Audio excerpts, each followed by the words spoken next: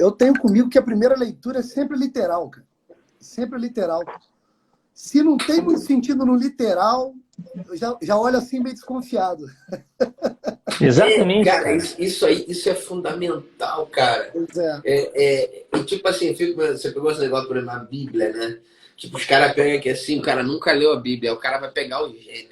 Aí ele vai lá, capítulo 1. No princípio, Deus criou o céu e a terra. Peraí, deixa eu tentar entender. Cara, não, cara. Até você conseguir. Até você conseguir ver uma camadinha acima, tu tem que estar dominando o literal. Perfeito. Porque todas as lógicas que vão aparecendo, que estão, vamos dizer, por assim dizer, um passo à frente do literal, elas dependem de conexões que o literal vai fazer com a vida real. Então é um Perfeito. literal que se comunica com outro literal e que a gente percebe que existe alguma conexão. Porque se eu não tenho um sólido literal, com o que eu vou fazer analogia? Com outra maluquice? Eu não Exato. sei. Cara, eu não tenho problema nenhum em falar mal de filmes que são consagrados. Eu acho o filme Naked Lunch, né, Mistérios e Paixões, do Cronenberg, uma das maiores bizarrices que já fizeram na história do cinema, cara. Aquilo ali, o camarada que gosta de ver falo em flecha, ele vai ficar vendo, não sei o quê. Cara, alguém que tá tentando ver um filme, cara, e tentar extrair alguma coisa, não vai sair nada dali, cara. Aí o camarada fica Exato. esperando É veneno de barata. aquela história do cara que vai no Museu da Arte Moderna, aí deixa o óculos cair, esquece o óculos, vai embora. No outro dia abre o museu, tá todo mundo ali contemplando o óculos. Meu Deus, Pois o é, que será que significa, senhor? pois é. Porra. Não tem esses casais que são exibicionistas, né? Que gostam de fazer. Exato. Cara, a melhor coisa para eles não serem presos, vai transar num museu de arte moderna, porque o pessoal vai achar que é uma peça.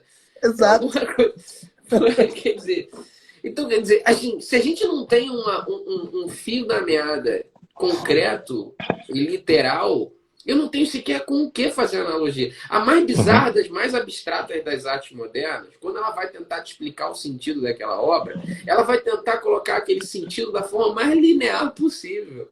Exato. Então, Mais quer dizer, papai e mamãe possível.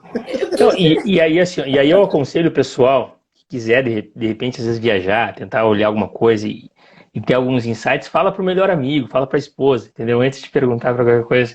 Debate, pega uma cerveja e debate. Aí ali, tu, né, debate, fala, viaja, cara. Né? O cara, tu viajou, isso aí não tem nada a ver. Então, é a melhor solução do que a gente sair falando aí, umas coisas que a gente não tem certeza. E aí, pô, às vezes é uma coisa muito mais simples do que parece e a gente fica ali viajando mesmo, né? Entrando numa viagem aí que às vezes não tem volta, né? E o problema é E aí os caras alimentam a tua viagem, né? Tem cara que viaja mais ainda e aí o negócio não tem fim. Ô, Nando, tem tese científica, cara, com hipótese de multiverso, universo paralelo, tem coisa bizarra por aí, cara. Isso com teses e teses e teses, tentando É dureza. assustador. não, pelo Tem amor uma de Deus. pergunta pro A Varela aí, gente, cara. fora Tem essa uma, Eu maluquice vi, eu aí vi, eu vi. de. Como é que é? é que tem uma pergunta pro Varela aqui, ó. O inconsciente Ah, coletivo tá. do Jung me parece o plano das ideias do Platão. Faz sentido, Varela? É a mesma coisa sobre olhares Não, pelo diferentes? amor de Deus. Não,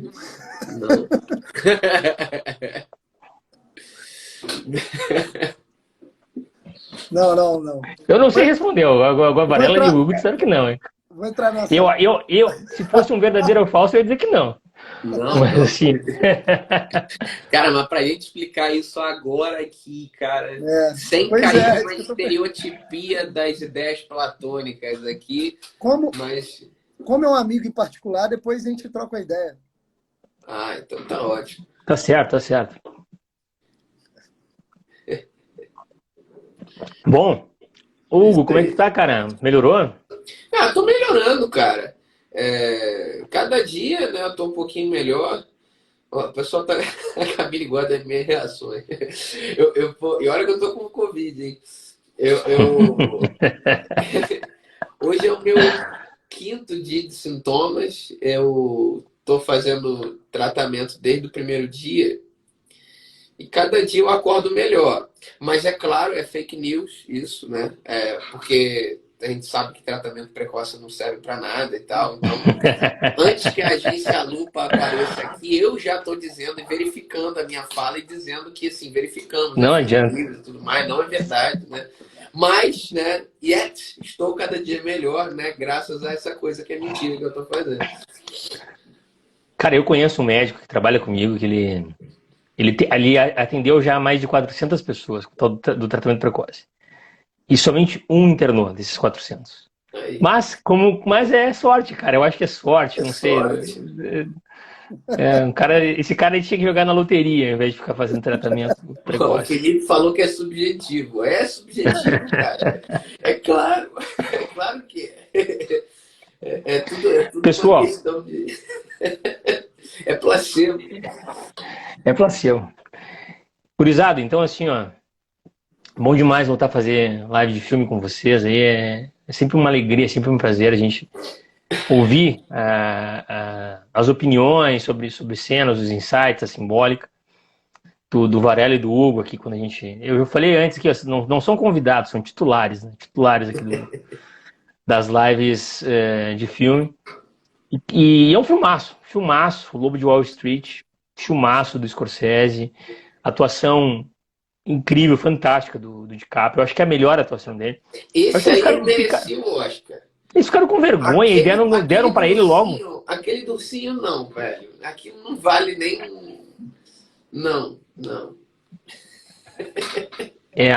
Não, assim, ó, tem outras atuações dele que são melhores que aquela, inclusive. Do Aviador é melhor que aquela.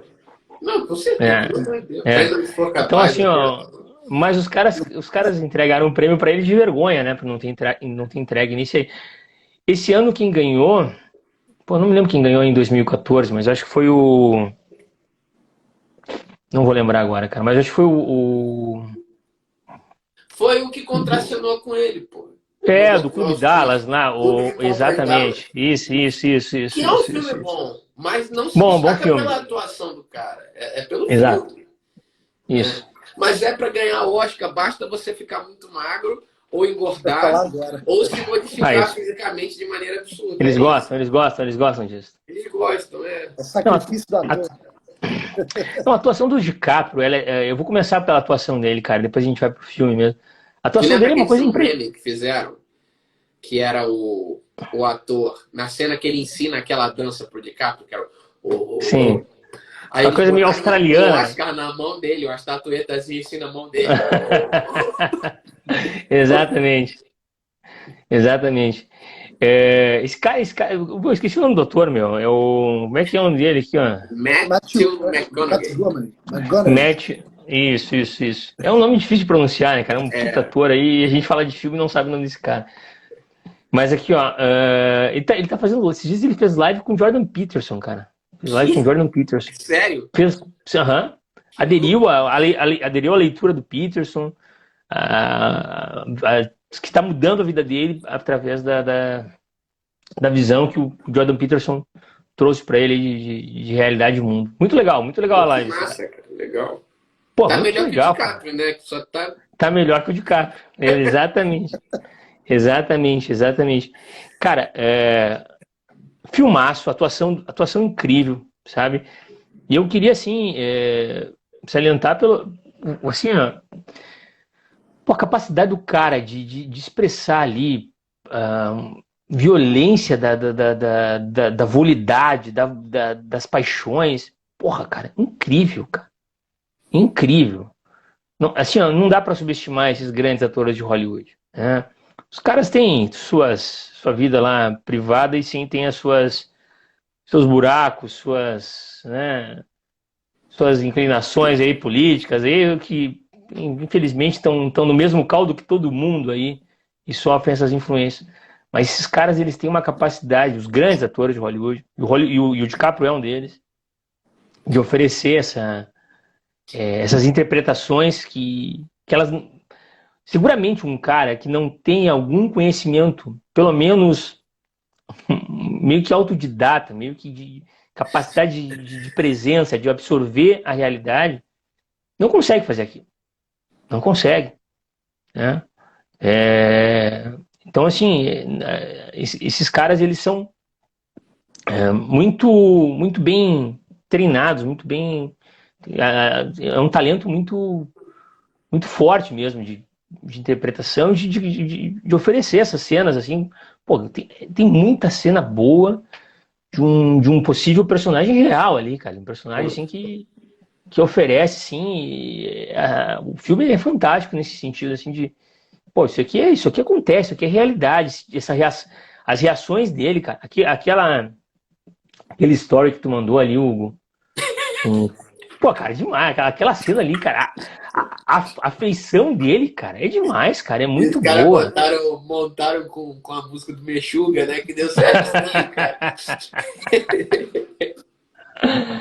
Cara, é Que muito negócio bom, velho. caótico, cara. Tinha uma. Sobre, sobre, Vai lá, vai sobre, lá. sobre a questão da atuação do Leonardo DiCaprio, tinha uma questão que sempre me aterrorizava, assim, sem sacanagem. Eu sempre gostei de ver filme, né? Aí sempre gostei de ficar observando a atuação, né, dos atores. Sou muito fã do Robert De Niro, do Al Pacino, né? Mais tarde Eu do também. Leonardo DiCaprio, etc. E tinha O uma Leonardo pergunta... DiCaprio, ele foi moldado ali pelo Scorsese Exato. para ser meio que o Claro. De Niro de novo, né? Da escola do Isso, Scorsese, né? exatamente. É, isso aí.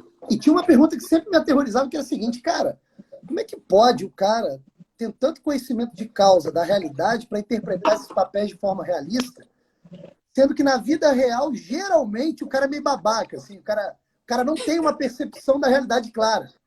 E essa pergunta me aterrorizava. Até que um dia eu acho que caiu a ficha, cara. Sabe o que eu acho? Ser ator não deve ser brincadeira, porque, assim, você deve estudar, você deve ter que ter um imaginário, assim, bastante rico. Você tem que ter uma percepção da realidade para aquele papel, se ligar naquele papel, se transformar no personagem. Olha que doideira isso, cara. Depois sair do personagem, virar outro personagem e assim por diante. Correndo o risco sempre de se transformar em vários personagens na vida real, perdendo o próprio eu mesmo, né, nessa realidade. E aí eu comecei a perceber o seguinte, cara, para ser ator ele tem que ter pelo menos ali uma base, sei lá, moral, educacional, familiar muito sólida, cara. Deve ser muito difícil ser ator, sabe?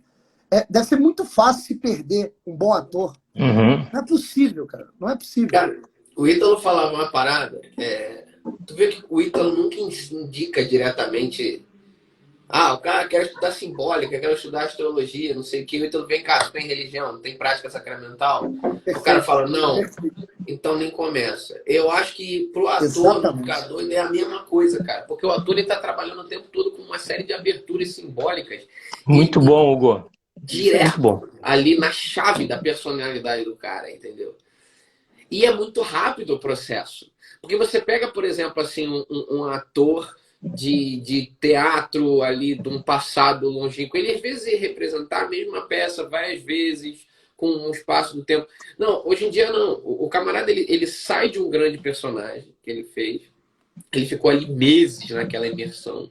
Faz. Aí você tem toda aquela vibe, aquela hype que as pessoas passam a associar o personagem a você, e aí você já está contratado para um outro filme, já está gravando outro. Então, quer dizer, você tem um atravessamento simbólico pavoroso. Sim. Você sabe, né, Hugo, que aquele ator que fez o... Como é que ele chama? Que fez o Coringa do Batman do Nolan. Heath Ledger, fantástico. Heath Ledger. Você sabe uma história engraçada, né? Ele interpretou o Coringa, a preparação foi muito pesada, tal, ele se sacrificou mesmo pelo papel. Depois ele é convidado para fazer o Bob Dylan. No Eu Não Estou Lá. Só que as gravações se atrasam, porque a toda hora que está gravando a cena, tem que parar a cena, porque o sorriso do Coringa aparecia. O sorriso do Coringa aparecia. Não, ele contou. Olha que loucura, cara, isso, cara. Uma das conversas que ele teve com a irmã dele, pouco antes de morrer, foi isso. Isso é uma coisa que atrapalhou demais a vida dele. Ele trabalhava demais, cara. Trabalhava e dormia 2 horas por dia, né, em cima do filme do trabalho do Batman. E ele veio se separar. Se ele tivesse assistido o Taxi Driver, ele ia saber que isso ia dar merda. Exatamente. E ele, cara, é super jovem, né, cara? 28 anos, né, cara? 28 anos. E assim, ó, ele fez o... E aí ele se separou nesse período do Batman. E ele morreu, cara. A morte dele não foi uma morte assim, não foi um suicídio programado, né? Então, talvez a conotação de suicídio nem se aplique de fato, porque ele havia encomendado um coquetel e ele já tinha usado outras vezes, entendeu? Os caras não vão fazer um coquetel na beira da esquina, né? Eles fazem com um profissional mesmo, que o cara pega o peso do cara e tal. Só que ele passou da dose no dia lá bom, enfim, morreu, né, cara? Então, assim, tanto que o pai dele, a mãe dele e a irmã dele disseram isso. Olha, não foi um suicídio, foi uma tolice dele mesmo, né? Uma coisa assim de exatamente um risco assumido, né, cara? Ele assumiu um risco ali e perdeu a vida por isso.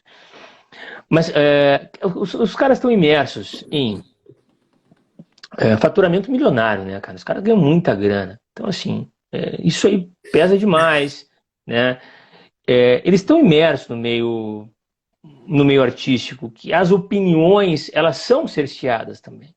Então, interprete um papa, interprete um santo, né? Mas, né, não seja nada disso, né?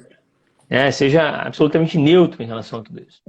Então, os caras estão envoltos nessa realidade e são gente, né? São pessoas, né, cara? Mas, assim, com certeza o que o Varela falou, assim, eles precisam ter um peso de realidade muito, assim, muito bem desenvolvido, assim, cara, né? De percepção, pelo menos de percepção. Assim, os caras não são caras que observam mal as coisas, eles precisam observar muito bem as pessoas, os comportamentos, a fim de poder reproduzir isso, cara. É uma coisa incrível, né? Total. O Hugão, coitado, tá malzão, hein, Hugo? Eu tô meio fudido, mas tá tudo bem. Eu tô isoladão, cara. A melhor coisa que tem foi fazer essa live aqui também. Pô, volta a trabalhar. Tu tá trabalhando presencialmente? Não. Eu tô, mas tô isolado agora, né? Só volto. Só na outra semana. Me deram 10 dias de cadeira aqui em casa. Tá certo. E o filme, gente, ele, pô, conta a história, então, do Jordan Belfort, né? Que é interpretado, então, pelo DiCaprio, cara que com 22 anos, ele já tem essa ambição, esse desejo de ser rico. Quer dizer, a vida dele está traçada com esse objetivo. Muitos jovens não sabem o que querem, né? Não sabem. Muitos jovens sabem o que querem. E às vezes os mais perigosos são esses, os que sabem o que querem, né? Os que já têm ali um limite traçado. E ele já, com 22 anos, então, ele dá um jeito de estar ali no meio da muvuca, né? Se submete a qualquer coisa que vier a aparecer ali em Wall Street para ele estar sentindo. E ele, no início do filme, já percebe, quando ele entra no negócio, ele diz, não, aqui é o meu lugar, cara. Ele sente o ambiente de uma maneira. Ele diz, pô, não, é aqui que é o meu lugar, é esse tipo de energia, esse tipo de movimento, né, esse tipo de reação que eu vou me dar bem. Isso, cara, quer dizer, um cara que, geralmente com 22 anos, mais ou menos, os jovens já sabem os talentos que têm, né? Já conhecem os seus talentos, pelo menos já testaram algumas vezes e já sabem, né, para qual inclinação, mais ou menos que tipo de talento. E ele tem um talento mesmo de persuasão. Ele é um cara absolutamente persuasivo. Mas o filme, assim, para dar aquele start, para a gente passar então para uma fase mais avaliativa mesmo do filme, das cenas, da trajetória do personagem do Jordan Belfort, que é o do DiCaprio. Uhum. O filme, ele dá para nós uma riqueza de cenas, de roteiro. O Scorsese manda muito bem, mostrando uma pessoa com esse talento, com um talento profundo de persuasão, de capacidade de energia, de entrega, de força, mas aplicado, né, sempre no nível horizontal. Não se eleva. Quer dizer, o amor parece que em algum momento ele vai encontrar o amor. Parece que em algum momento a vida dele tá num descenso, tá numa densidade assim, meio bad, que, olha, ele vai desabrochar pro amor. Mas isso não acontece em nenhum momento. Isso é muito, muito próximo da realidade, cara. Muito próximo da realidade. Né? Então eu queria que vocês falassem um pouco sobre isso agora. Então, esse primeiro ponto é importante, né? A descoberta de uma habilidade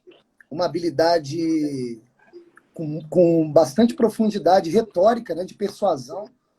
Ele percebe que domina uma certa ferramenta e, obviamente, quando a gente domina uma certa ferramenta, que a nossa inteligência aponta para um sentido, a gente quer usá-la, né? Só que quando você não tem um direcionamento voltado para o alto, vamos colocar dentro dessa simbologia, o que acontece geralmente é que o domínio dessa ferramenta nos traz uma sensação de poder. E a sensação de poder passa a ser a coisa a ser buscada sempre. Eu não sei se vocês observaram essa nuance do personagem durante todo o filme. Ele pode passar ali por qualquer transformação. É possível ele passar por qualquer transformação. Mas uma é a mais difícil dele passar. Que uma é essa? É justamente deixar de buscar o poder. Ele não vai deixar de buscar o poder. Ele gosta do poder. Ele gosta de ter o controle, ele gosta de persuadir. Né? Ele se sente superior.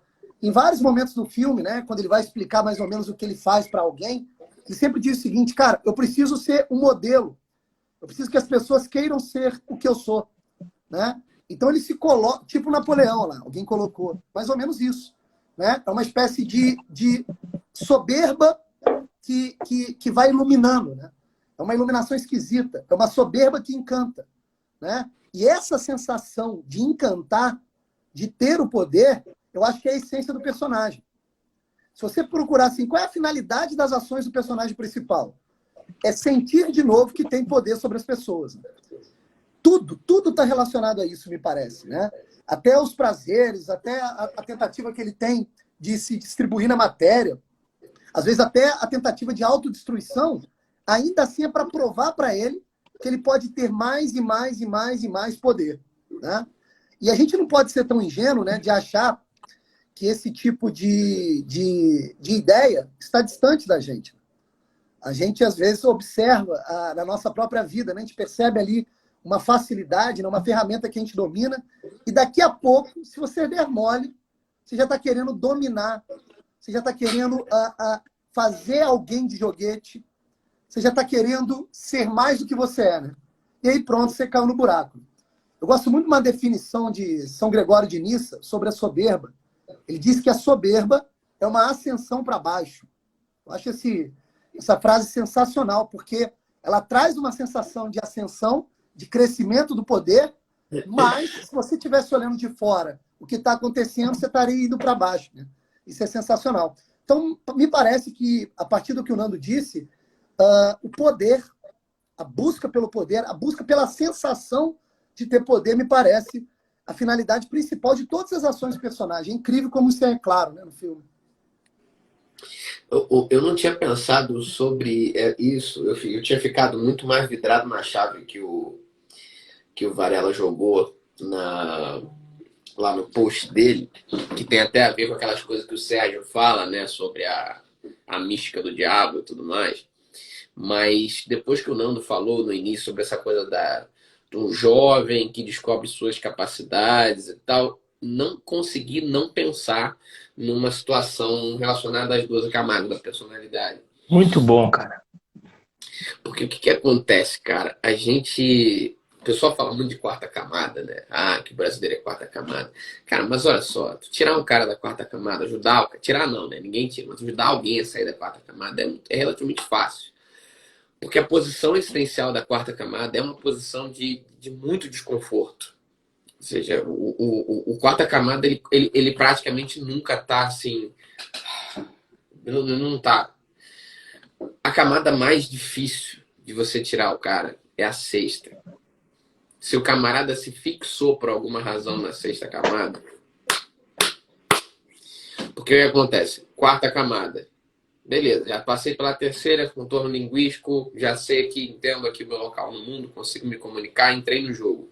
Quarta camada, preciso fechar o contorno afetivo, ter uma pequena noção de história do eu, história dos meus afetos. Beleza, fechei. Eu me testo em relação ao mundo, eu jogo força, me individuo para fora. Ou seja, eu consigo provar para o mundo, de certa forma, que eu sou capaz de qualquer coisa, nem que seja de ganhar uma discussão sobre gamão com a professora de história. Mas na sexta camada, essa prova tem uma recompensa concreta. Ou seja, eu sou capaz de fazer alguma coisa e ser recompensado por isso. Ou seja, eu tenho um talento real. Ou seja, aí um talento, no caso do nosso personagem aí, um talento de uma certa persuasão, de um domínio do trato social, uma certa até uma agressividade que vai se converter em pecúnia. Então, cara, se ele fixou aí, ele resolveu a vida dele. Exatamente. E ele é tão bom nisso, porque mesmo quando ele cai, se fode, perde tudo, ele sabe o caminho de volta. Então, aquilo não vira crise para ele. Exato. Não, eu acho que ele não vai para o passo do amor. E é muito assim, interessante. O filme é muito bom nesse sentido, porque assim, essas coisas nos conectam com o personagem, porque nós somos assim. Em algum grau, entende? A gente tá querendo sair disso aí, cara, entendeu? Então, assim, por que o pessoal às vezes pergunta qual livro eu vou ler do Dostoiévski primeiro? Cara, Crime e Castigo, velho. Assim, ó, eu lê qualquer um, tá? Mas assim, ó, se puder ler primeiro Crime e Castigo, pô, tu vai ler até o final. Vou te dizer. Se daqui a pouco tu vai ler algum outro, tu não vai ler até o final. Se tu vai ler Os Demônios, tu não vai ler até o final, se é a primeira vez não tá acostumado à leitura. Agora, o Crime e Castigo tu vai ler até o final, por quê? Porque aquele personagem somos nós. O Raskolnikov somos nós. Ele foi feito para que nós leiamos e nos identifiquemos de imediato. E esse personagem do DiCaprio, né, o Jordan Belfort, ele é isso, cara. É um personagem que nós nos identificamos fácil com ele, porque a gente percebe ali, de alguma maneira, a gente passou por aquela potencialidade da juventude, de 22 anos, e a gente pensou assim, pô, não era nem um pouco mal se aos 22 anos eu tivesse já em Wall Street fazendo aquilo ali, cara. De repente, né, poderia ter construído uma história um pouco mais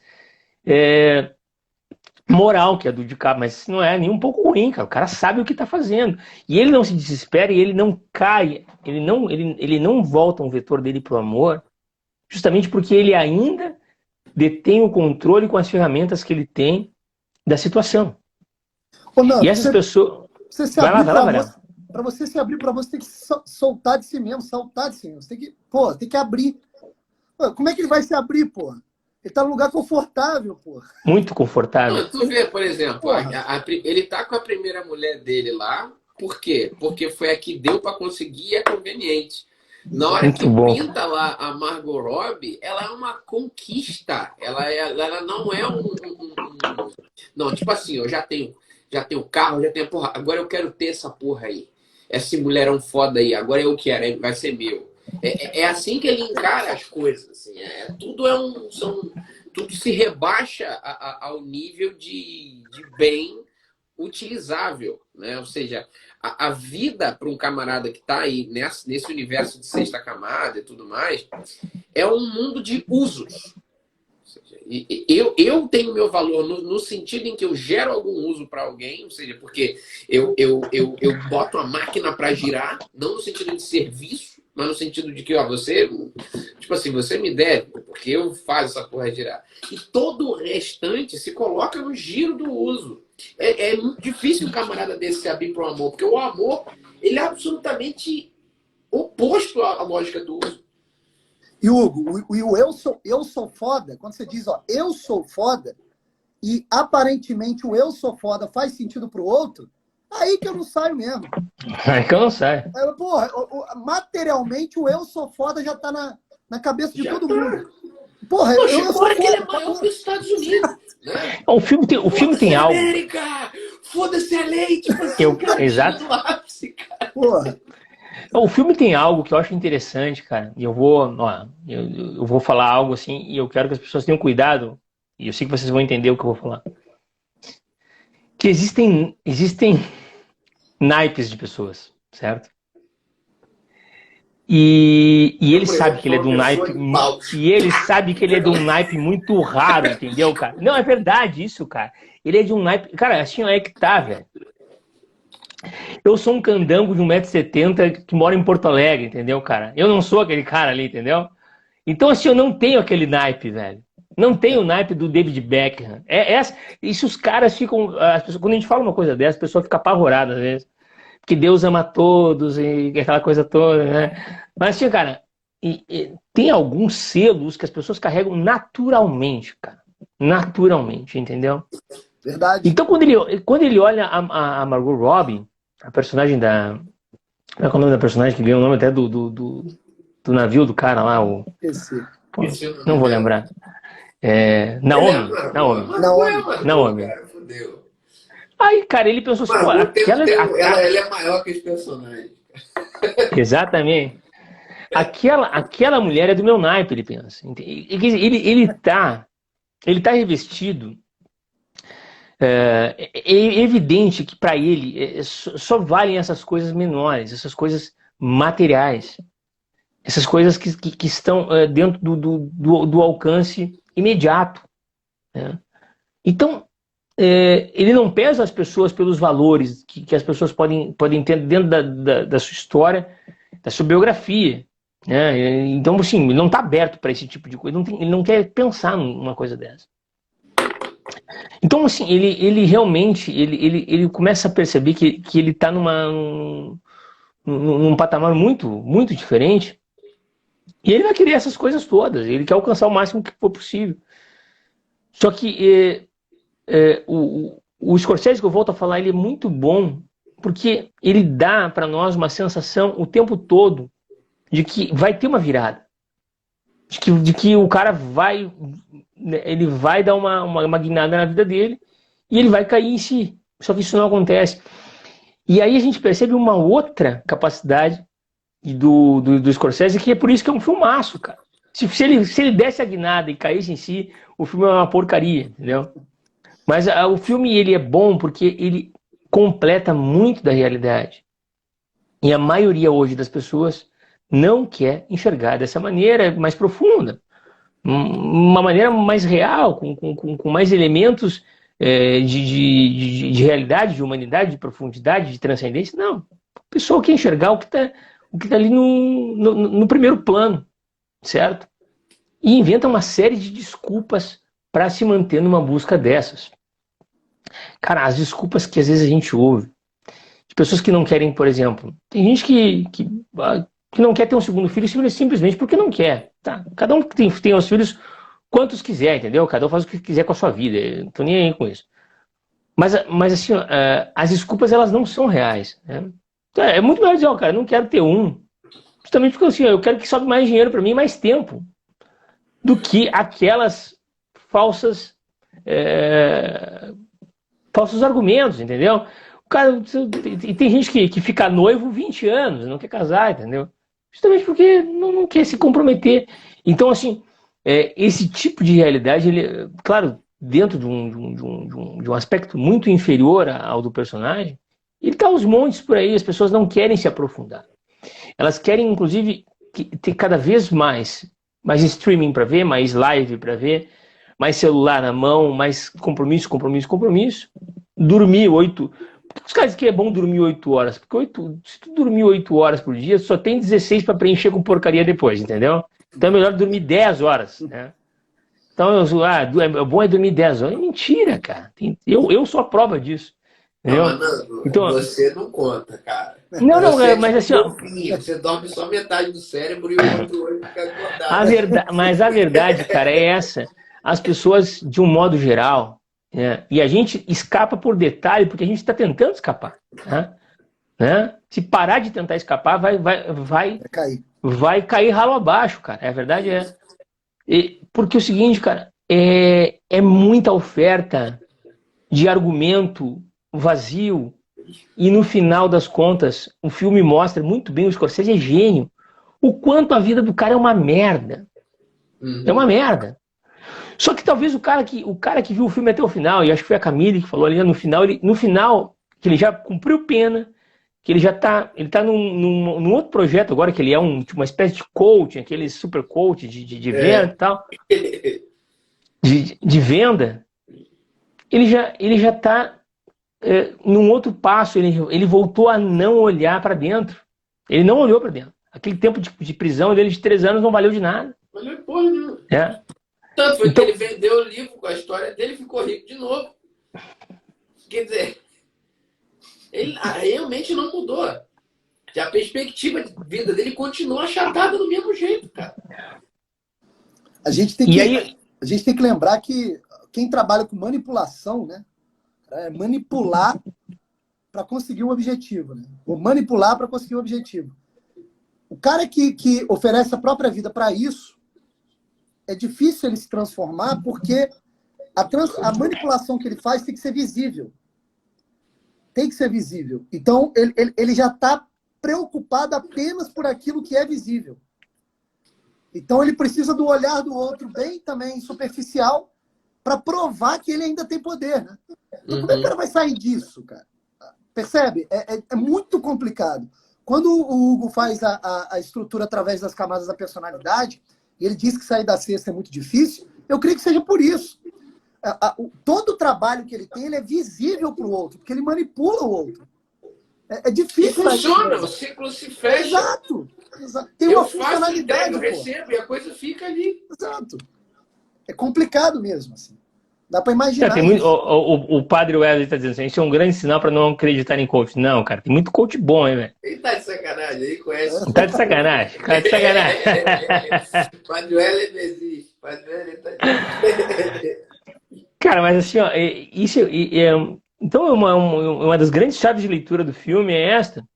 E aí, o desatento, o cara que tá com o coração nessa direção, ele fica só com a parte final, que valeu a pena, olha só.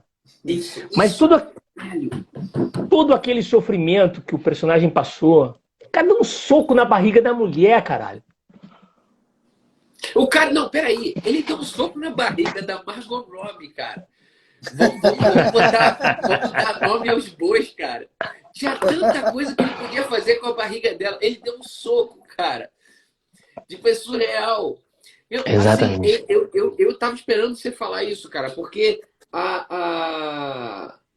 no finalzinho da live que o Ítalo fez comigo recentemente, tava falando sobre essa porra, sabe? De que, assim, tem certas realidades que você tem que conhecer, mas que você tem que tomar cuidado.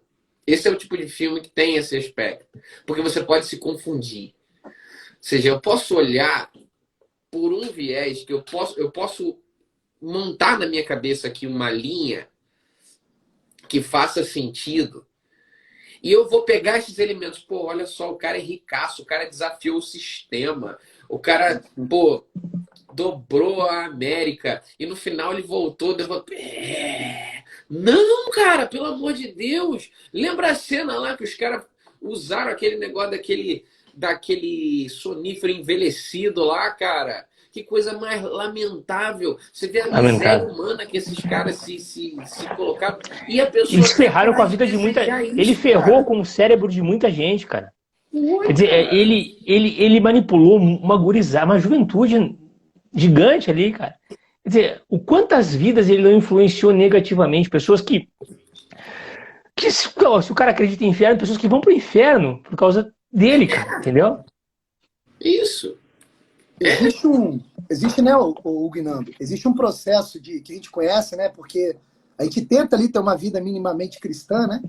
Existe um processo de preparação para a vida espiritual, para você subir degrau por degrau, que é a ascese, né? Isso. Você vai dando forma, através do auxílio da graça, do sacramento, você vai dando forma à sua própria alma, e essa forma que a alma vai adquirindo é uma forma que já estava lá no imaginário de Deus. Ou seja, você está se formando para o alto. Só que tem um detalhe. Toda ação humana visa, de algum modo, uma ascese.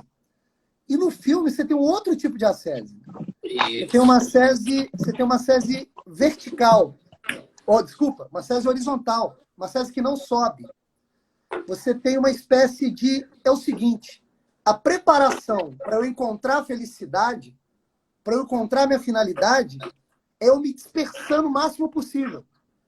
Então, ao invés do cara ir procurando uma forma para a própria alma, ele vai desinformando, ele vai tirando a forma, ele vai ficando com a matéria, ele vai se diluindo, ele vai se separando. E através de todos os microprazeres que ele encontra nessa separação, ele começa a acreditar que quantitativamente a soma de todos esses prazeres pequenos vai trazer para ele uma redenção. Então, na verdade, o que ele fazia com os jovens é um tipo de antirreligião, uma religião inversa, uma espécie de seita mesmo. Uma seita com um grau esotérico, né? Você tinha ali uma camada, somente os iniciados que vão ter acesso a essas alegrias, né? Essas felicidades, as alegrias momentâneas. E dentro desse grupo, ele trazia o jovem para uma série de iniciações. Isso, como tem se fosse mesmo iniciados. uma religião contorcida, uma religião ao contrário, no qual o cara vai se repartindo, achando que no final vai ter felicidade. E isso não é brincadeira. Isso não é brincadeira porque existem muitos pensadores respeitados na academia, tá? Eu entrei nessa, posso falar com clareza, caí lá de cabeça em Foucault, Nietzsche, Deleuze, e você vai experimentando aquilo, você vai falar assim, não, tem que comprovar na própria vida real, você vai se separando. Rapaz, olha, na boa, é só por graça divina para você se perceber dentro do precipício ou dentro da lama. É um negócio assim muito sério e que não existe apenas nesse viés acadêmico, mas existe também no viés da pseudo-espiritualidade, que também está assolando, né? Que é o outro lado da moeda, mas que ao mesmo tempo leva o mesmo resultado. Né? Então é muito sério essa mensagem. Não tá aí o bonitão, que levou geral para uma porra de um pico lá, na chuva, e não sei o que, teve que chamar bombeiro. Eu lembrei muito dele com essa parada aí. Sim. É muito parecido, essa coisa ser foda, a religião é teto, e vai, e sobe, e não sei o quê. Caraca, bicho, isso é um princípio.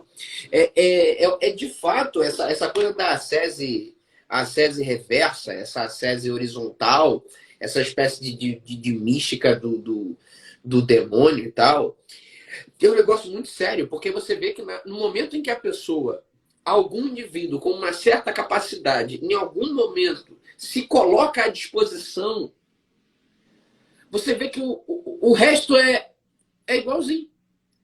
Porque não é ele mais, ele só está fazendo o trabalho de profeta das trevas ali. Cara, muito bom. O DiCaprio, cara, no início do filme, você vê, ele tem o talento, mas você vê que ele tem uma certa contenção, assim, né? Ele ainda não é aquilo, né? Ele tá ali, aí ele tem um monte de, né, ainda... Não, peraí, mas nós vamos beber em pleno ambiente de trabalho e tal. Caindo no restaurante, na frente dele. Ao vivo, cara. Tipo, não, vem trazendo aqui o drink de tantos em tantos minutos e quando um de nós cair, você para. Quer dizer, e ele meio chocado com aquilo ainda, né, e tal. E aos pouquinhos ele vai sendo... Algumas figuras vão aparecendo para ele, né, que vão iniciando ele nesse universo, né. Você tem ali o personagem do Matthew McConaughey, aí depois você tem aquele gordinho que chama a mulher dele de feia e apresenta o crack, lembra disso? Ah, você é o cara da mulher feia. Cara, e ele recebe aquilo assim meio ok, sabe? Então, quer dizer, vai acontecendo uma série de micro-iniciações ali na vida dele que vão apresentando para um modelo de vida. Vamos lá, meio advogado do diabo, né? Sim. Tem uma coisa disso. Ele vai... Não, o personagem esse aí que é o vice-presidente dele, o gordinho. Que atuação. Que atuação fantástica. Esse cara não ganhou prêmio, pô. Podia ter se ganhado o Oscar tranquilamente, velho. De coadjuvante, cara.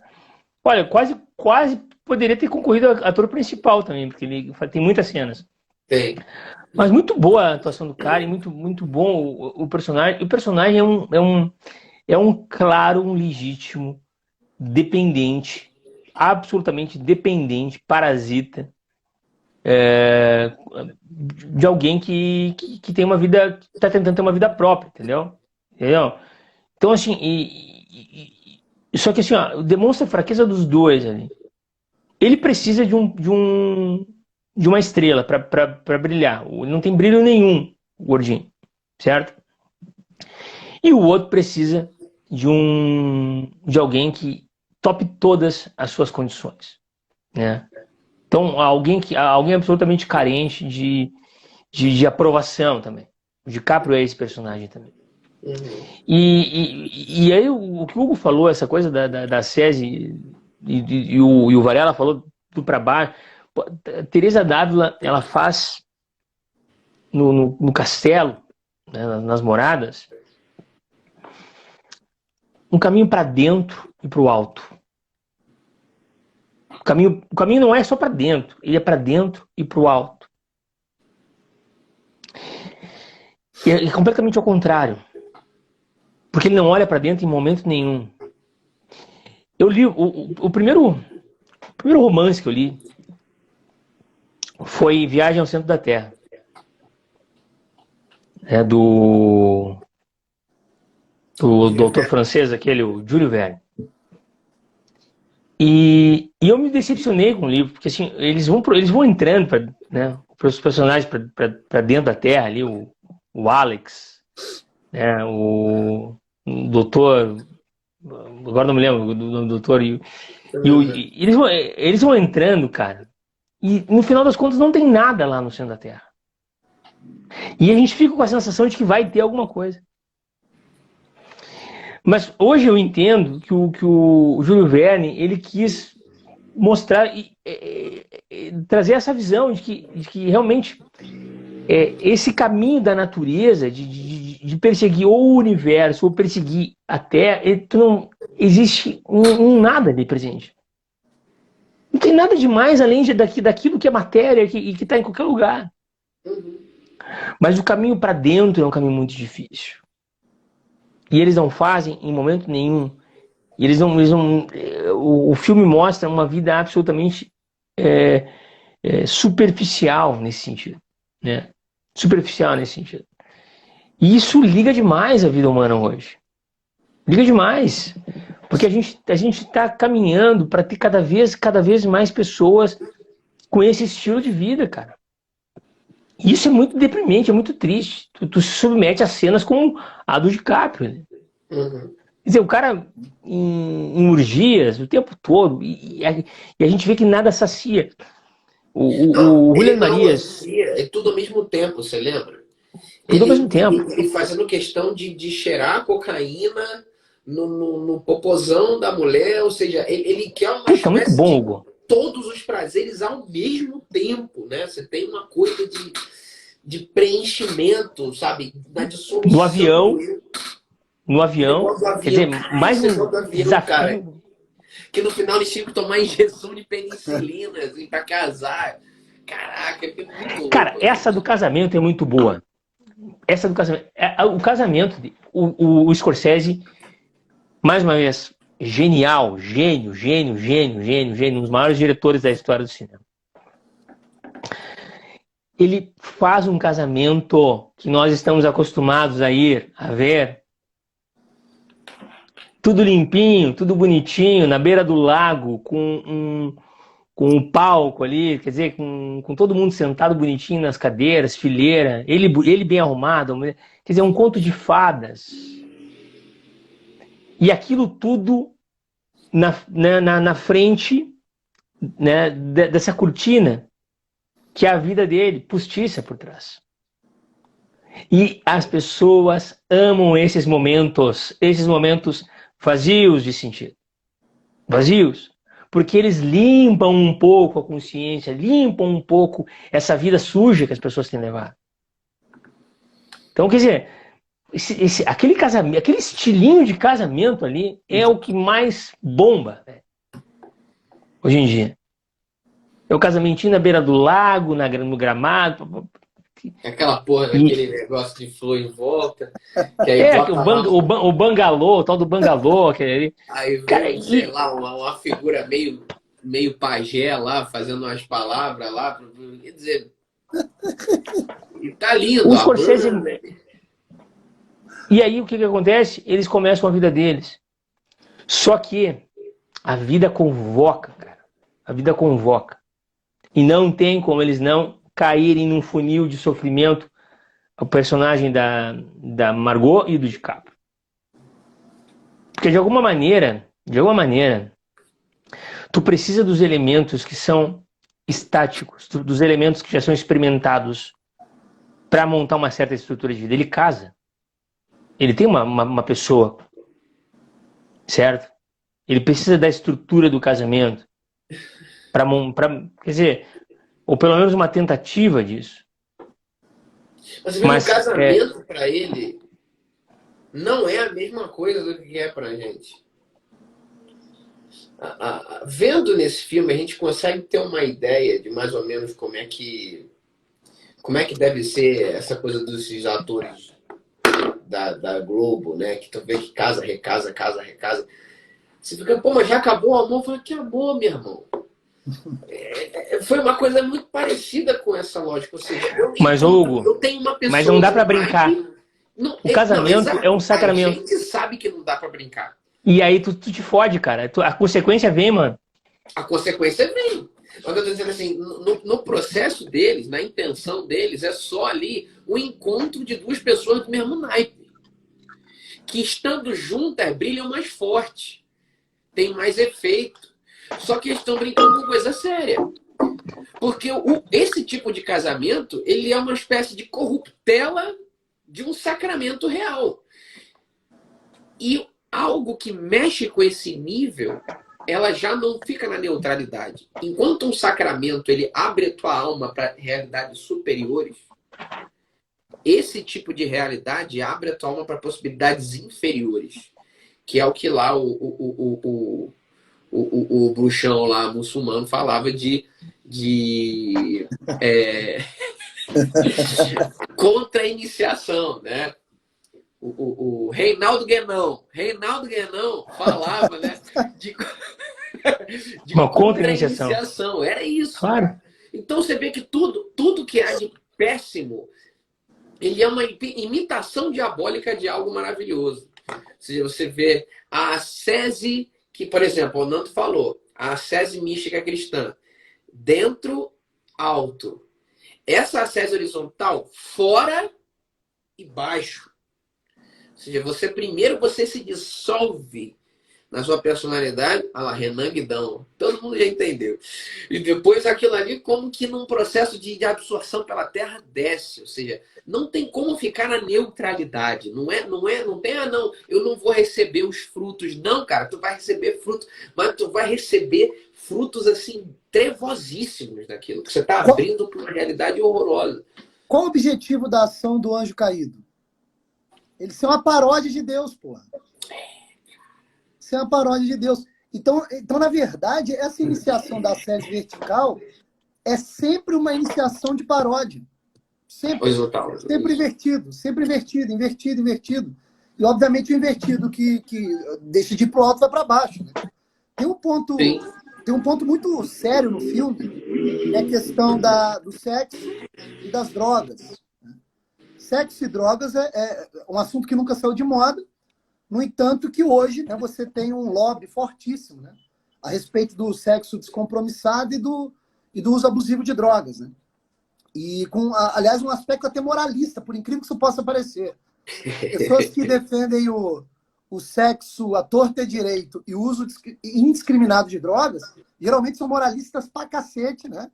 E geralmente eles apontam a pessoa que é contra esse tipo de iniciação como o mal, maligno e tal. Você vê como é que é uma inversão.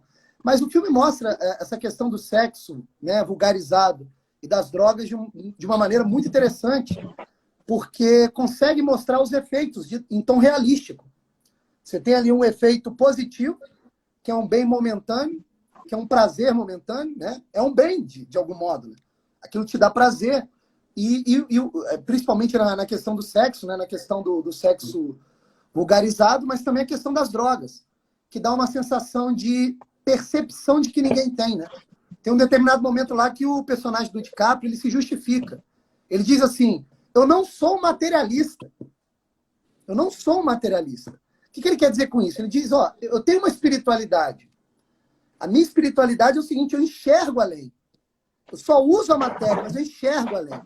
né? Então, é realmente uma paródia da religião. Todas as iniciações é uma espécie de espiritualidade materializada, né? É justamente essa questão que a gente compreende de técnica de magia mesmo, né? Está bem presente no filme, né? Sim. De manipulação da energia Muito bom. sutil, né?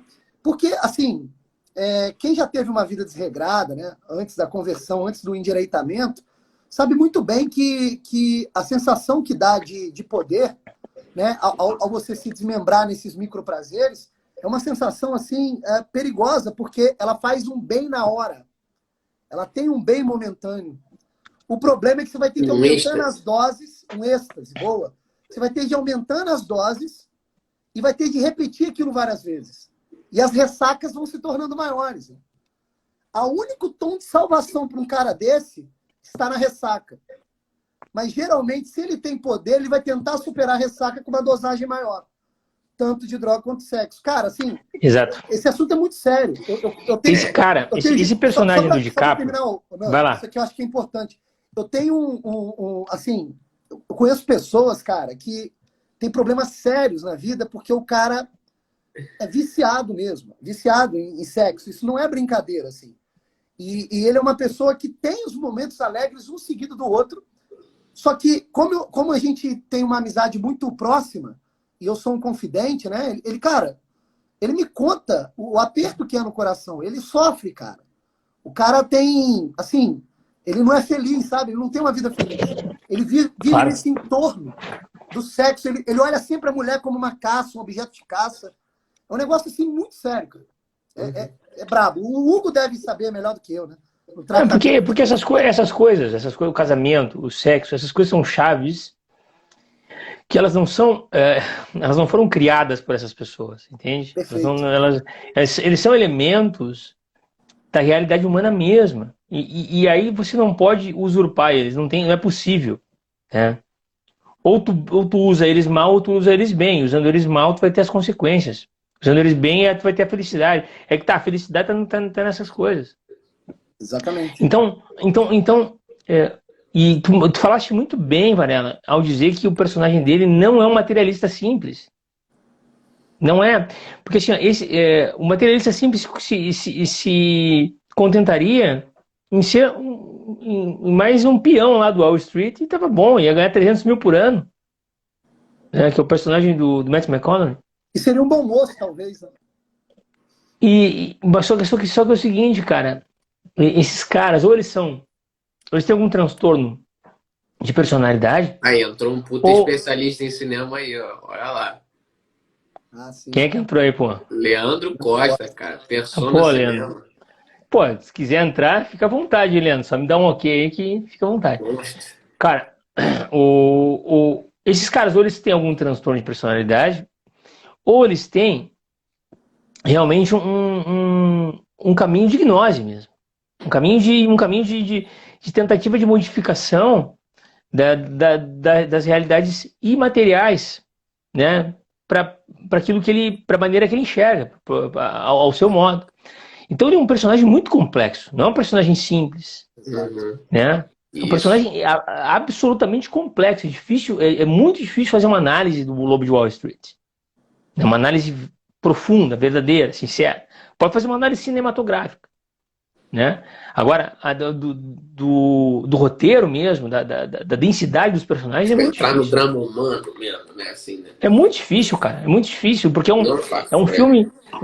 A gente nem falou da personagem da Margot, cara, praticamente. Que é um personagem porque, assim, se você parar pra pensar, também, a gente poderia ficar muitas horas falando sobre cada um e não ia acabar. Antes de você puxar para Margot, eu queria falar um negócio que é o seguinte: existe todo um drama hoje. Por exemplo, o Varela falou sobre essa coisa do pessoal viciado em sexo, em drogas e tal. Em geral, você vê muita crítica conservadora e tudo mais, fazendo uma análise da sociedade por uma chave do tipo assim, as pessoas só querem buscar o prazer. Né? É como se o problema fosse que a gente se entregou ao prazer e tudo mais. caralho, as pessoas não estão tendo prazer nenhum. Se você pega essas experiências aí do filme mesmo, pô, um sujeito que está no meio de uma relação sexual, preocupado em cheirar pó, o que ele está tentando ter, na verdade? O prazer é que não é. Ele está tentando Exato. alguma coisa. Então, Ele levantou essa esses caras bola. querem ser felizes. Os movimentos desses personagens é buscando a felicidade, pasmem. É isso, queridos. Isso É aí isso. nós somos presos a isso. A gente não consegue fugir disso, né? A gente sempre vai, de alguma maneira, tentar buscar a felicidade. Só que, aos poucos, aos poucos eu vou me corrompendo tanto o olhar que eu vou buscando exatamente naquilo. E, cara, é surreal, porque para pra pensar no seguinte. Ó, faz uma experiência, né? Imagine que vocês gostam de cerveja. Você pega uma cerveja, você está cheio de sede, e você toma o primeiro copo, né? Nossa, e a cerveja tá uma delícia, né? E aí você toma um segundo, então, beleza, tá bom e tal. E você segue bebendo ali a noite toda. Cara, no final da noite não tem gosto de nada. Muito bom, Hugo. Você segue bebendo e sua barriga está estufando. E você está se controlando para não me dar o primeiro mijo, porque você sabe que depois que você der o primeiro, você vai ficar a noite toda levantando para fazer xixi. E você já está começando a ver coisas girando, e você sabe que vai passar mal no dia seguinte, mas você continua bebendo aquela coisa sem gosto. Cara, é mais ou menos essa espiral que acontece. Você faz isso por quê? Pelo prazer? Não é mais pelo prazer. Você faz porque você acha que tem que fazer. Você acha que é ali que tá. Mas, Hugo, tem um elemento aí também esquisito, cara. Você vai buscando. No começo pode ser o prazer. O Vinícius não existe, cara. Ele sempre... Tinha que ser ele, cara. Ô, Vinícius, entra aí, cara. Entra aí, meu. Fala aí, Mariana. Então, tem um sentimento também de quando a pessoa ela tá se sujando. Tem um determinado momento que ela tem a percepção disso, mas ela tem uma falsa esperança de encontrar alguma coisa ainda, cara.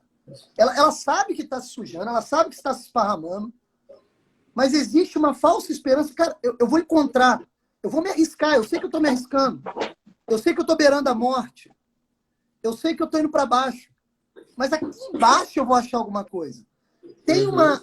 Como é que eu vou te dizer, cara? Eu não queria usar o termo tentação, mas tem um atrativo muito esquisito que transcende essa esfera da minha própria vontade, sabe? Tem algo me puxando, assim. Isso é muito comum quando você conversa com pessoas que já passaram por esse tipo de experiência ou ainda estão passando, sabe? Você está caçando alguma coisa, você está em busca, como se você fosse achar a salvação ali. Cara, isso é a escola de Frankfurt. Sim. É a dialética do negativo. É o poder construtivo da destruição. Exato. O Foucault chegou a dizer naquele Ditos e Escritos, ninguém leu aquela porra na faculdade. Cara, depois o nego não entendeu porque eu deixei de ser Foucaultiano. Eu falei, eu li, você não. Isso, exatamente. Porra, no Ditos e Escritos, 5 volumes de Foucault falando abobrinha. Aí eu tô lá, tem lá um Ditos e Escritos que ele fala que o maior prazer que ele teve na vida dele, ele achava que o prazer tinha alguma coisa a ver com a morte. Olha isso aí, Varela. Tudo a ver com o que você está falando. É isso. Ele dizia o maior prazer que ele teve na vida foi uma vez que ele estava louco de ópio e meio que foi atravessar a rua, quase foi atropelado, caiu, quase que um outro carro pegou, ele achou que ia morrer, e aquele foi o maior prazer. Não é prazer. É esse atrativo que o Varela está falando.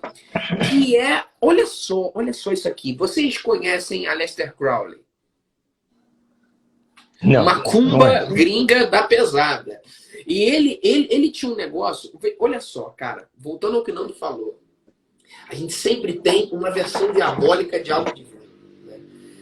A autotranscendência, né? A ascese, né, mística, de união com o Cristo, de transformação no Cristo, de morte do homem velho para fazer vir o homem novo, ela tem a sua versão diabólica. Com certeza. Que é a dissolução completa do eu.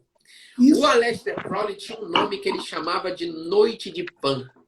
É um momento em que o seu eu se estoura e se confunde com o resto da realidade. Esse é o caralho do atrativo que faz o Foucault achar que doidão de ópio quase morrendo era o maior prazer da vida dele, que faz as meninas pobres coitadas que foram convencidas de que para serem mulheres de verdade tem que dar para todo mundo o tempo todo, mesmo que ela não tenha tido um orgasmo na vida dela, nem um.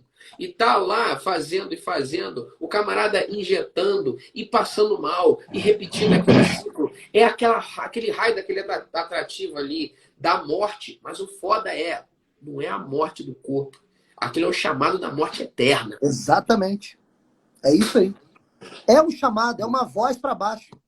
É muito impressionante, cara, como o filme dá essa margem, né? essa possibilidade de entrar nesses elementos. E genial, realmente, o Scorsese. E tem algo que eu percebo também no filme, que corrobora com o que vocês estão falando, que é uma espécie de caminho de felicidade do tá tudo bem, da irresponsabilidade de fato. Independente do que aconteça. Tá tudo certo. Tá tudo bem, eu tô aqui contigo, tu tá aqui comigo, nós estamos juntos, tá tudo bem. E não se verifica a densidade daquilo que se realizou, das ações que foram realizadas por ti, quer dizer, do quanto talvez tu possa ter lesado a vida de alguém. E esse tá tudo bem só vem depois de um momento de revés. Né? Até então, não se pensa sobre isso, mas o máximo de reflexão que se faz tá tudo certo. Né? Matou os teus dois pais, né? Planejou o assassinato dos pais, tá tudo bem, vem cá, vamos conversar. Tá tudo certo, acontece. Igual o Walter White, né? Igual o Walter White. Toda hora, cara, quanto mais merda ele faz, ele fala essa frase maldita de novo. Everything is gonna be just fine. Caralho, cara. O cara só tá fazendo merda, cara. Tá tudo certo, tá tudo vai ficar bem, cara. Tudo vai ficar bem. Nós vamos resolver aqui, vai dar certo. Quanto que é a fiança? 10 milhões? Vamos pagar. Tá tudo bem, vamos. E é o máximo de reflexão que se faz. O Julián Marías, ele fala exatamente sobre isso, citando os estoicos no livro A Felicidade Humana. Ele fala sobre esse movimento da modernidade sem conhecer o estoicismo, né? Sem conhecer o epicurismo, mas alguém conhece, alguma cabeça conhece para poder incutir essas ideias. E tá tudo bem. Não se aterrorize, né? Nem com a morte, nem com a vida, nem com a fortuna, nem com o revés. Tá tudo certo. Né? Vem para cá, vamos reunir aqui na menor célula possível. E tá, hoje a gente fica junto, abraçado, e amanhã a gente volta à vida normal. Essas coisas acontecem. Isto é um elemento. Alguém falou ali sobre demoníaco. De fato é demoníaco mesmo. Quer dizer, é incutir uma infelicidade impossível, improvável nas pessoas. Que tem dois tipos de pessoas que, quando você faz a pergunta para elas, e elas não estão respondendo com a alma, de fato, com a serenidade, com a capacidade de alguém que tem alguma maturidade, elas têm duas respostas possíveis quando você pergunta para elas o que elas esperam da vida. O que você espera da vida? Ou elas se aterrorizam com a pergunta e não têm resposta nenhuma, ou elas têm uma resposta. O problema é que quando elas chegam naquilo que elas esperam da vida, elas dizem assim: era só isto? Era só isto? Mas era isso que eu esperava da vida, mas cadê? Onde é que foi? Onde é que foi parar aquilo que talvez me arrebatasse? né? Que colocasse meu coração explodindo de alegria, de felicidade. Era só isto. Por quê? Porque não tem um coração realmente voltado para a realidade, não para dentro. Quer dizer, para olhar para a sua humanidade, para os seus elementos que precisam ser costurados, revestidos, arrumados, consertados. Né? E aí sim olhar para a sua história e dizer, olha, eu sei mais ou menos o meu argumento, eu conheço mais ou menos a minha história de vida, eu conheço, e eu acho que eu sei o que eu espero da minha vida. Cara, Então, esse negócio não era só isso. Tayane, tu tá assistindo a live? Tu pode trazer para mim o livro do Processo Maurício que tá aí na sala? Eu quero ler um pedacinho aqui que tem tudo a ver. olha, um dos meus mestres está lendo esse livro aí, cara, o Manuel Guimarães. Pai, eu preciso comprar esse Cara, livro, cara. não, você não tem ideia. E a Sétimo Selo já editou a continuação, a primeira continuação, que é esse aqui. Eu não consigo achar nada. Onde que tá? Normal. A Sétimo Selo lançou o Edsel Andergast, que é o segundo da trilogia. São 3. É o Processo Maurício, Edsel Andergast e a terceira existência de Joseph Kerkoven. Aqui. Obrigado, gatinho. Eu já comprei o segundo. Ela trouxe pra mim aqui. Olha só isso aqui, cara. O cara estragou a vida dele. Assim, eu não vou dar spoiler e tal, mas aqui, a gente tá falando mais no final do livro já. Um cara que fudeu com a vida. Fudeu. E aí ele tá diante. Aqui ele encontra, depois de tudo, o motivo, né? Que foi a tentação que fez ele fuder com a vida dele toda, né? Que foi uma mulher. E é isso já 20 anos depois dos fatos terem se sucedido. Ele diz o seguinte. O nome da mulher, Ana, e o nome do personagem é Maurício. Aí diz,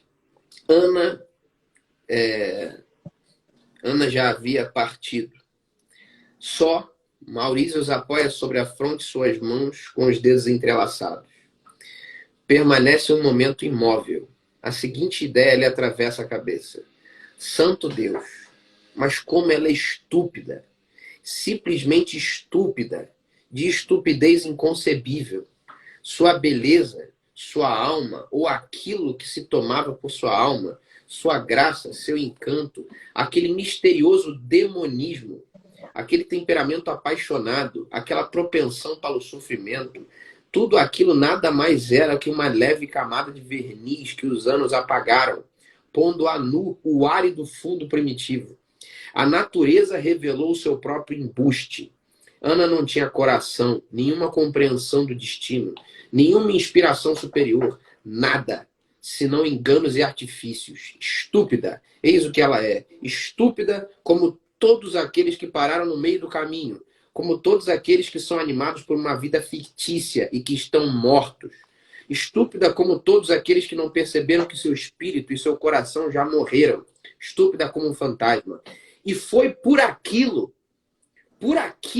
ó Deus misericordioso, por aquilo o seu sacrifício, o seu martírio, o suplício que o arruinou e aqueles 19 anos vividos num túmulo. Deita-se de bruços sobre o assoalho, apoiando nele sua face. Sobre o supercílio esquerdo, sente o frio de uma cabeça de prego. Sente bem-estar. Gostaria que o prego se voltasse na madeira e enfiasse a ponta no seu cérebro. Sensacional, hein? Por aquilo. Né? É isso. Era só isso. Era só isso. E aí é que tá, cara. Pô, um dia eu vou fazer live sobre casamento, sobre nulidade matrimonial. Eu já passei por um processo de nulidade e eu sei do que eu tô falando, viu? Eu fiquei antes de casar com a minha esposa, de fato, fiquei 1 ano casado com uma pessoa. Eu tive uma experiência. Hoje eu consigo enriquecê-la, mas foi uma experiência muito difícil. De um fracasso pessoal. E os fracassos pessoais precisam ser reconhecidos, né? E o Era Só Isto está muito dentro disso. E por alguma graça divina, às vezes a gente consegue, jovem ainda, perceber que era só isso. Mas o problema é quando a gente não para pensar nisso. E, cara, esse elemento da busca da felicidade, ele fica muito caracterizado com a frase do William Marias, que hoje é o meu mestre, na minha leitura diária, assim, no meu estudo diário, graças ao Ítalo Marcilli, né? Não chegaria ao William Marias se não fosse pelo Ítalo Marcilli e pelo Thiago Amorim. Não chegaria nele. O Thiago, inclusive, tem me ajudado. Às vezes me indica alguma coisa. Ele diz uma frase que a felicidade é um impossível necessário. Essa frase é maravilhosa, né? E quando nós delimitamos aquilo que nós queremos como felicidade, com os nossos sentidos, com nossas capacidades humanas, com nossas capacidades de imaginação, com nossa sensibilidade possível, nós fatalmente chegaremos no era só isto. Porque a perseguição, a busca da felicidade, ela não cessa. Por isso ela é impossível. Por isso que agora eu escolho estar com vocês e não estou com a minha família. Talvez a outra escolha fosse melhor. Por isso que eu agora escolho estar falando nessa live e não estou dormindo. Talvez a outra escolha... Quer dizer, as possibilidades são muitas. Eu nunca saberei porque eu não as escolhi. Mas eu preciso sempre achar que é possível algo a mais daquilo que estou vivendo enquanto felicidade, queridos. Sempre, sempre, sempre. Esse coração como um vetor apontado para algo que realmente pegue a minha vida, pegue minha alma e ali a complete. Veja que eu não falei de Deus, veja que eu não falei sobre Cristo, não falei sobre nada disso. É esse apontamento, essa busca incessante. Quando ela não é ordenada, ou ela é estabelecido um limite, e esse limite, ele fatalmente vai virar uma parede, vai virar um era só isto, um quarto escuro, ou ele vai virar uma desordem. Busca de prazeres. É incrível, esse conceito é incrível. Sim. É maravilhoso. Me parece que, É maravilhoso. que existe um momento crucial, né, na nossa vida. Assim, são vários momentos, mas existe um momento crucial no qual você tem que tomar uma escolha a partir de um vislumbre que você teve, que é o melhor de você, né? Tem um determinado momento. Você está ali na mesmice, você está ali naquele plano horizontal e Deus te dá a possibilidade de você ter um vislumbre do melhor de você. Nesse momento aí, a escolha... você tem que estar enxergando que o momento é crucial, mas é nesse momento aí que a escolha está relacionada com aquilo de aproveitar a graça que foi cedida, sabe? É complicado. Eu estou procurando as palavras, porque a gente fica rememorando a nossa própria vida, né? E fica observando a própria narrativa dentro de coisas que são semelhantes ao que o personagem do filme passa e fica tentando imaginar, cara, qual foi o ponto exato assim na minha vida onde foi crucial e eu tive que fazer uma escolha, onde eu consegui... Deixa eu dar um parênteses, deixa eu assim, elevar o que tu tá falando, cara. Assim, o Varela é meu amigo, já me partilhou coisas também pessoais dele fora daqui da live. E nós nunca nos vimos pessoalmente. Somos amigos, nós três aqui nunca nos vimos.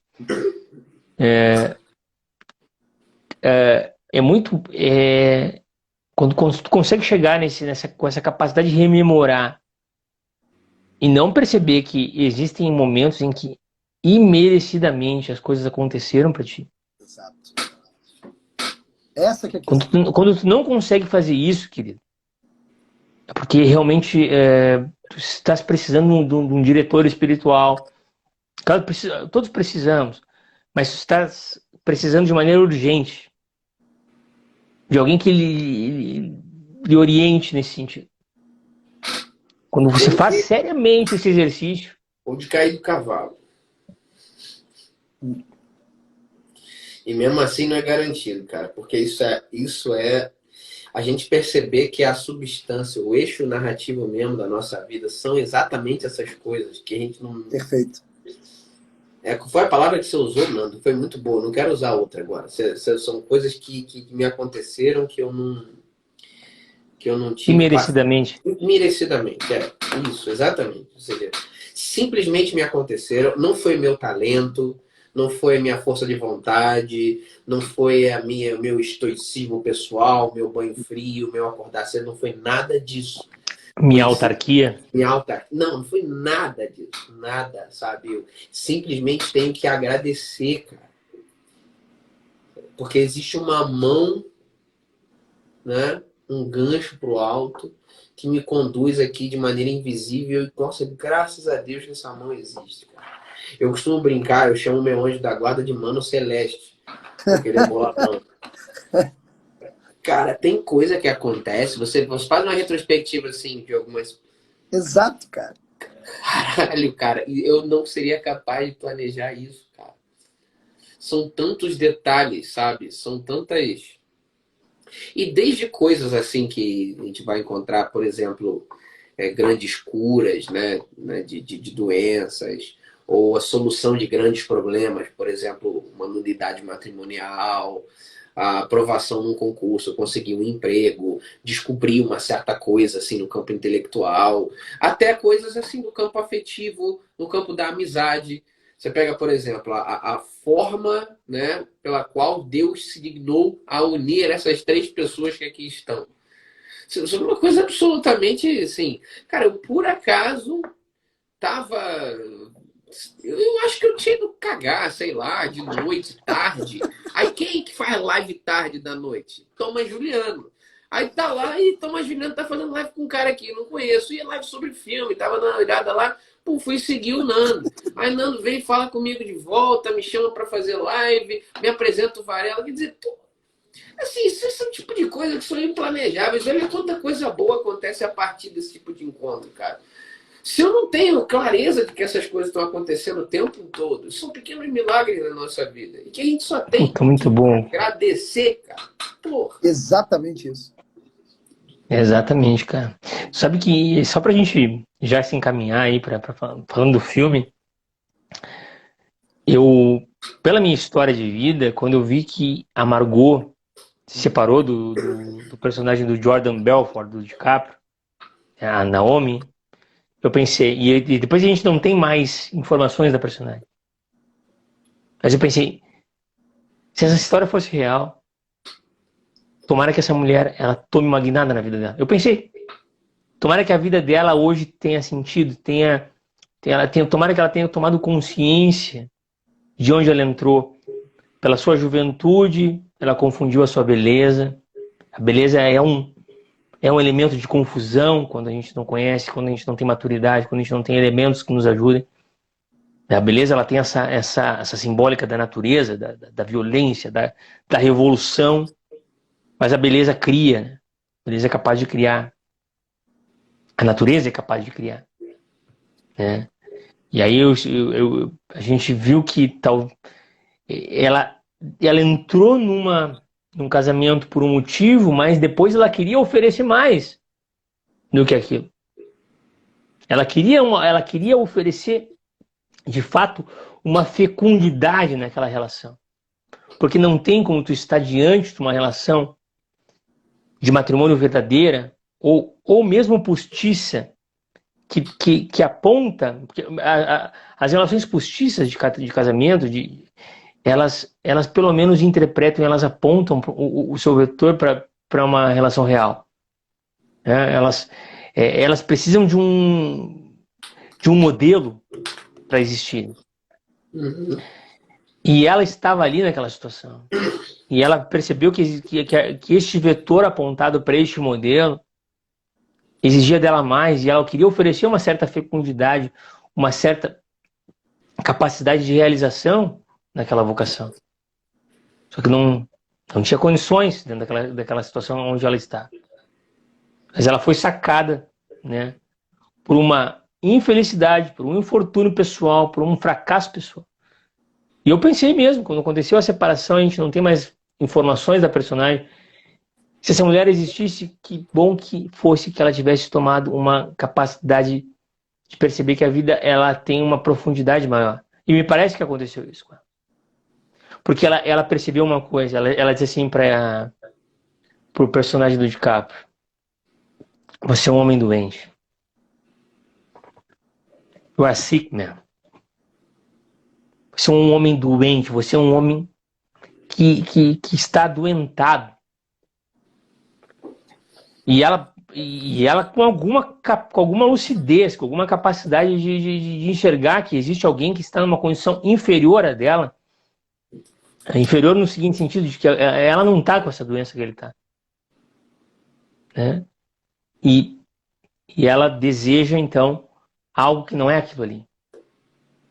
Né? Através do sofrimento, através da dor, através de muita penúria, né? Através de uma humilhação sem tamanho, mas ela deseja, né? Sair daquela condição. E isto não deixa de ser também uma graça, não deixa de ser um elemento interessante do filme. Ali surgiu até uma possibilidade do amor salvá-lo, né? Falou assim, talvez agora dá uma guinada, talvez agora ele é puxado. Não... Tava servido, cara. Isso. Tava servido, velho. Isso. A bola ficou tava servido pra ele. Ela botou a mesa, cara. É assim, ó, se tu, nesse momento, derramar o teu coração com amor aqui, eu acho que a coisa vai. E ele não fez isso. É porque é assim na realidade. O amor se apresenta. Ele sempre se apresenta e se apresenta assim, vulnerável. Você vê, ela tá ali no ápice, vamos dizer, da decepção, diante da realidade, se coloca de maneira vulnerável, de peito aberto, se derrama diante do cara, mas quando a gente depende de uma ação livre daquele que vai amar. Exatamente. Ele não pode obrigar. Quando a gente relembra, né, as principais brigas que a gente tem com a nossa esposa, eu tô conversando com a esposa, a gente lembra lá, pô, lembra daquela briga? Cara, que briga... Cara, é interessante você lembrar e depois lembrar como se resolveu a briga. Uma briga, assim, entre duas pessoas que são casadas, ela é até comum. Mas existem, às vezes, brigas que beiram o fim. E nessas brigas que beiram o fim, que não chegam ao fim, elas são reordenadas na própria narrativa do casal e aquilo dá sustância para o amor, né? E é engraçado quando você vai lembrar isso com a sua esposa, às vezes a gente brinca aqui e lembra disso, a gente fala assim, caramba, ainda bem que a gente fez esse movimento de conciliação, né? Ainda bem que a gente estava enxergando. Ou quem sabe ali, se tivesse com, sei lá, o irascível nos cegando ainda mais, se a gente não tivesse enxergado, nós não estaríamos juntos, a gente não estaria aqui agora. Esse amor que a gente sente hoje, que nos sustenta mesmo, que nos une, a gente não estaria sentindo. Então, dependeu de um chamado, mas também dependeu de uma escolha. Eu tenho que ouvir o chamado e querer o chamado, né? Isso é muito impressionante. E essa cena do filme deixa isso claro. Deixa isso claro. Existem muitas possibilidades que não aconteceram. Você pode dizer não, né, cara? Exato. É aí que tá o drama. Esse dia, foi hoje, eu acho, me perguntaram na caixinha sobre a questão da inteligência captar a verdade, né? Então, se você pega um cara assim que fez uma teoria má, sei lá, né? Não seria inteligente, né? Aí o cara falou assim, Freud, por exemplo, não seria inteligente? Eu falei assim, cara, calma. Nem sempre o problema está na apreensão da verdade, mas na adesão à verdade. Perfeito. É isso aí. Você pode escolher voluntariamente não querer o bem. Eu falei, não é à toa que o Freud escolheu como epígrafe da obra que inaugura a psicanálise, que é a interpretação dos sonhos. Antes que os bonitinhos defensores de Freud falam, eu sei que ele publicou obras antes da interpretação dos sonhos. Mas a interpretação dos sonhos é tida pelos próprios psicanalistas. Pode dizer que não foi a primeira. Pois é. O pessoal sempre tem um cri-cri. Sim. Ai, não entendeu o Freud. Ai, Não, então, não entendi. A- ele coloca como epígrafe para a abertura da interpretação dos sonhos, né? Ali, ele coloca em latim uma frase da Eneida de Virgílio. Flectere si, ne que os superos aqueronta movebo. Se não posso com os deuses do céu, moverei os infernos. Você acha que isso é à toa? Você acha que ele escolheu porque ele achou a frase bonitinha? Não, cara. Pegou a paçoca. Eu quis, entendeu? Olha, eu vi a verdade, mas eu não quero. Eu quero o mal. Exatamente isso. Exatamente isso. E esse erro, ele é mais crucial para sua vida do que simplesmente não buscar a verdade. Você vê a verdade, porra. Exato. Isso tem um efeito de um pacto diabólico. Perfeito. Cara, é isso. Tem uma história lá do... Eu vou falar porque é pública, né? Do cara aquele, do Marcel Marcial, do Reino Cristo. O cara disse que no leito de morte não queria, pô. Não queria. Morreu impenitente. O cara conhecia, pelo menos tinha proximidade. Proximidade é errado a falar. Ele conhecia profundamente, de perto as coisas, né? Dos sacramentos. Mas já percebeu quando a gente cai em pecado, existe um limiar ali anterior ao ato. Esse limiar, você fala, não quero a verdade. O limiarzinho antes do pecado, do ato voluntário e pecaminoso. Né? É sensacional isso. Rapaziada, chegamos a 1h40 de live aí. Foi muito bom, cara. Muito bom aí falar com vocês. Muito boa live. Realmente, tava com saudade de a gente conversar aí, cara, que a gente não fica só no filme, né? A gente consegue, pela nossa amizade, pela nossa... O bom é que a gente fala sobre o que quer. A gente pode anunciar uma live sobre um filme e chegar no meio e falar que assim, então, a gente vai falar sobre outra coisa. Exatamente, cara, exatamente. É muito bom aí obrigado por quem acompanhou a live na íntegra, por quem entrou, por quem acompanhou parcialmente. Aqui, ó, os dados têm mostrado que o Hugo realmente mudou de turma. Porque assim, agora, o Hugo, quando ele anuncia live comigo, eu ganho 10 seguidores no mesmo momento. Então, assim, ó, que bom, que alegria, que isso é uma graça, cara. A gente tá muito feliz com isso. E assim, ó, espetáculo. Tá ajudando demais. É bom demais. E assim, ó, bom demais ouvir vocês, o Varela e o Hugo, assim, a gente costuma com alguma frequência fazer essas lives, então para quem tá vendo pela primeira vez aí, sobre alguns filmes. Geralmente eu escolho filmes mais mainstream, mais pop, né, mas às vezes eu acabo escolhendo outra coisa mais clássica. Às vezes o pessoal pode dar dica para nós, também se quiserem escolher algum filme que a gente não falou ainda. Isso, vale a pena, né? Vale a pena a gente poder assistir um filme de repente por alguma indicação e comentar. Drauzio Varela. Quem é o Drauzio Varela? O cara tá falando do meu tio aí, pô.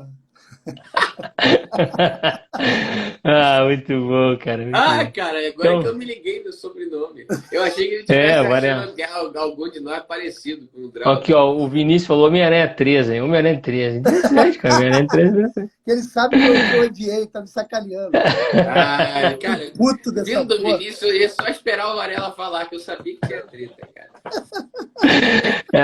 Muito bom, cara. Então, se o Vinícius não entrou na live hoje, aí, cara. Na próxima, hein, Vinícius? Por causa do Drauzio Varela. O Drauzio Varela antes da Batista. Referência dupla. Porra, cara, vocês estão muito espertos. Cara, eu tô com Covid, cara. Eu tô mais burro que o normal. Me ajuda aí a entender as paradas, cara. Gente, então assim, ó. Hugo, prazerzão. Fala, Varela. Então, na verdade, é fake news, tá? Então, eu vou dizer que mas é fake news. Eu já venho aqui com a agência verificadora de fato e já digo que não é verdade. O professor aloprado aí, caralho, só. Caraca, vocês estão... O pessoal tá de sacanagem mesmo, cara. Vocês estão lá, meu irmão, vai perder uma linha. Pô, Vai chupar a Gente... cana verde, depois vocês sugerem um filme direito pra gente. Então, assim, ó, mais uma vez, boa noite. Obrigado, Varela. Obrigado, Eu que Hugo. agradeço. E sigamos aí na nossas trajetórias. Em seguida, a gente vai se encontrar de novo aí, tá? Um abraço para vocês. Bom rever os amigos. Um abraço a todos e tchau, tchau. Valeu. Valeu.